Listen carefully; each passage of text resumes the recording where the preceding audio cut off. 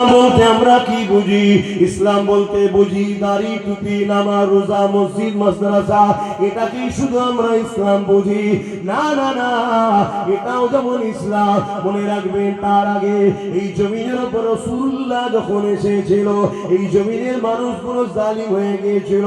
এই জমিনের উপরে ইনসাফ ছিল না, এই জমিনের উপরে মানবতা ছিল না, এই জমিনের উপরে মা বাপের সম্মান ছিল না, এই জমিনের উপরে নারীর অধিকার ছিল না। বাপেরা নিজেরা নিজেদের নারী দিওকে জন্ত পুঁতে দিত। এ যুবকেরা, তরুণেরা, আল্লাহ নবী তাদেরকে বুঝিয়েছে, বাবারা তোমরা নারীগুলোকে জন্ত পুঁতে দিও না।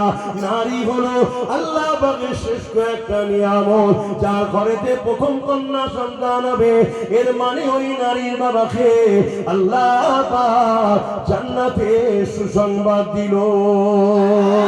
এ নওজওয়ানেরা, তরুণেরা, আল্লাহ নবী জমিনের উপরে এসে মায়ের মর্যাদা ফিরিয়েছে, বাপের সম্মান ফিরিয়েছে।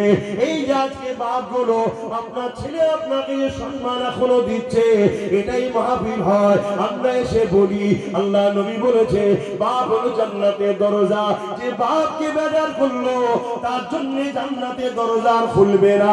আমরা এসে বুঝাই, আল জান্নাতু তাহতা আকদামুল উম্মাহাত। এ ছেলেরা, মা হলো জান্নাত। যে মাকে বেজার করবে, সে জান্নাত আর কোনোদিন পাবে না।